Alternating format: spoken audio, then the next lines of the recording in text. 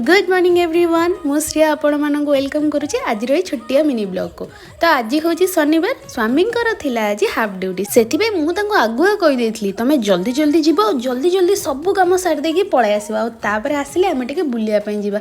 अच्छा कथा कौन ना मत घर रही तो एमती जमा भल लगुनि ता छड़ा एबे बहुत ही शीत पड़ानी घर भितर सब रहा बेलू लगुच जमी मो फ्रिज भितर रही से कही तुम आसिले आम बाहर को जी मुझे खरा को जी मत भल लगे।